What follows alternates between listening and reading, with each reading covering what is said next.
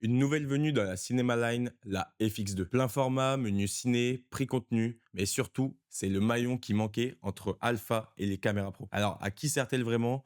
Comment complète-t-elle une FX3 ou un A7 IV? Et la vraie question, Sony détient-il aujourd'hui la meilleure gamme vidéo du marché? Alors, cette FX2, elle parle à quel utilisateur? La FX2 constitue désormais ce que l'on peut appeler toutes les proportions gardées. Le ticket d'entrée de la Cinema Line, elle permet de franchir le seuil entre la série Alpha et l'univers FX pour un budget nettement plus accessible qu'une FX3, tout en conservant la plupart des outils professionnels qui faisaient la réputation de la gamme. Si vous tournez déjà avec une A7 IV, vous avez 33 mégapixels, mais pas de Ciné EI, pas timecode, pas de dual base ISO. La FX2 vous apporte ces trois outils clés, ajoute un viseur orientable et vous prive d'aucune résolution photo. Le tout pour 500 euros de plus qu'un A7 IV, mais 800 euros de moins qu'une FX3. Si la FX3 vous faisait rêver mais dépassait votre budget, gardez à l'esprit qu'elle restera la seule à filmer en 4K 120 plein format et qu'elle est ventilée pour des très longues prises. En revanche, la FX2 reprend sa Color Science, son Ciné EI, son RAW 16 bits externe et ajoute un viseur et coûte près de 800 euros de moins. Donc vous sacrifiez le 120 IPS, mais vous gagnez 33 mégapixels pour la photo et un encombrement assez identique. Et enfin, si vous étiez limité par un ZVE1 ou un setup de podcast léger, la FX2 accepte la poignée XLR-H1, offre deux slots de carte, dont une pour carte SD et l'autre pour mettre une Safe Express.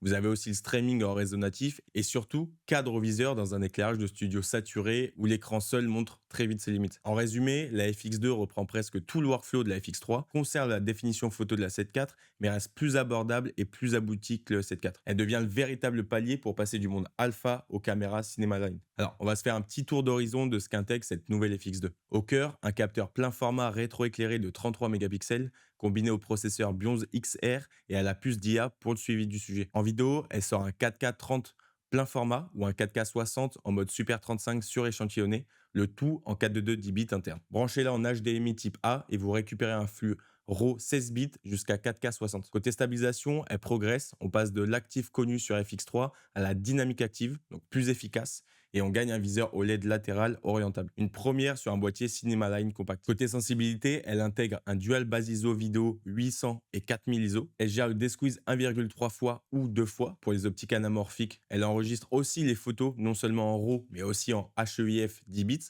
avec un profil log directement appliqué. On a deux emplacements de cartes, CF Express type A ou SD UHS 2, la poignée XLR H1 pour 4 canaux audio 24 bits et une sortie timecode, le réseau streaming, FTP cloud natif et un ventilateur pour filmer 13 heures d'affilée sans surchauffe. Le tout tient sous les 680 grammes alimenté par les mêmes batteries NP-FZ100 que vos Alpha et sera proposé à 3200 euros boîtier nu et disponible fin juillet. Bref, c'est le même workflow, même lutte que la FX3 et la FX6, mais avec un viseur intégré et un prix qui reste en dessous du seuil ciné lourd. Avec la sortie de ce nouveau boîtier, je suis allé poser quelques questions à Charles, notre spécialiste vidéo chez Objectif Bastille. Donc on se retrouve avec Charles pour la sortie de la FX2 qui va répondre à quelques questions. Quelle est la toute première cible pour la FX2? La FX2 va s'intéresser aux utilisateurs à la fois photo et vidéo qui ont besoin d'avoir une interface vidéo propre à la gamme Cinema Line Sony et la possibilité d'avoir une utilisation autant photo que vidéo avec les caractéristiques propres à la gamme Sony type Alpha 7 IV. Est-ce qu'on doit garder l'A7 IV ou passer à la FX2?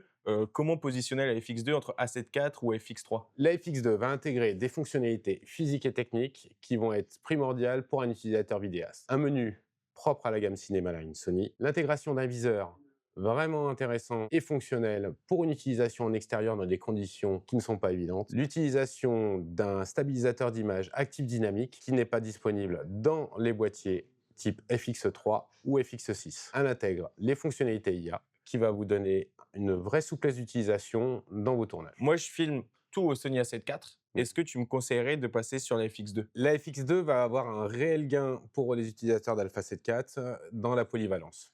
Le fait qu'il n'y ait pas d'interruption d'enregistrement au-delà de 30 minutes fait que vous auriez un boîtier à la fois polyvalent pour tous vos contextes d'utilisation. Donc, si je veux aller filmer, admettons, une conférence qui va durer 1, 2 heures, c'est quand même préférable que j'utilise la FX2 que mon A7 IV. L'Alpha 7 IV aura des limites d'utilisation sur des temps d'enregistrement longs. La FX2 va te permettre de retrouver des habitudes d'utilisation que tu as avec une FX6, que tu n'auras pas du tout dans un ZV1 ou un Alpha 7 IV. Ok, super. Merci beaucoup, Charles. T'en prie. Merci à Charles pour son expertise et tous ces détails. Maintenant, on sait que Sony est très très implanté dans le monde de la vidéo depuis quelques années, Mais on peut se poser une question, est-ce que Sony a vraiment la meilleure gamme vidéo du marché? Ce qui distingue vraiment Sony, c'est l'uniformité.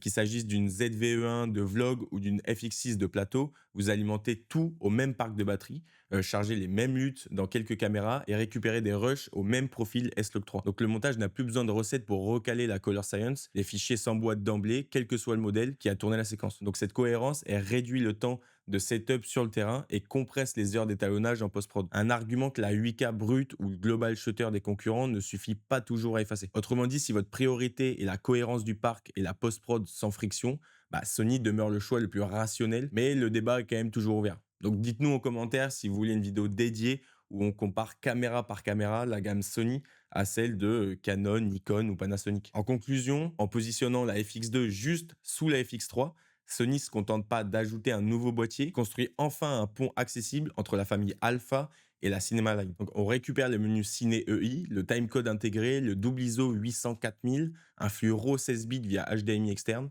le streaming réseau natif, le tout dans un châssis de 680 grammes qui fonctionne avec les mêmes batteries NP FZ100 que vos hybrides. Et côté concession, on n'a pas de 4K 120 plein format. La FX3 garde l'avantage là-dessus. Et un léger crop Super 35 à 60 images par seconde. Mais côté gain, on a un viseur OLED orientable, la nouvelle stabilisation dynamique active, des fichiers photos HEIF 10 bits pour une continuité de couleur immédiate et surtout un ticket d'entrée Cinema Line fixé à 3200 euros. Donc c'est une sorte de combo gagnant entre le A7 IV ou le A7 C2 grâce à l'IA et la FX3. Donc la FX2, elle devient un peu une bécame idéale pour un setup FX6 ou FX3. C'est la même color science, même batterie, donc il n'y a aucun réapprentissage. Et ça peut aussi être la première caméra studio sérieuse pour les créateurs qui viennent de la 7 IV ou du ZV-E1 et qui ont besoin de timecode, d'entrée XLR, d'une caméra un peu plus cinéma, quoi. Donc c'est le tremplin le plus abordable pour passer du monde alpha aux outils cinéma sans exploser le budget. Et c'est un peu le but de Sony. Donc en bref, si votre priorité s'appelle cohérence de workflow et compatibilité totale avec le reste de la Cinema Line,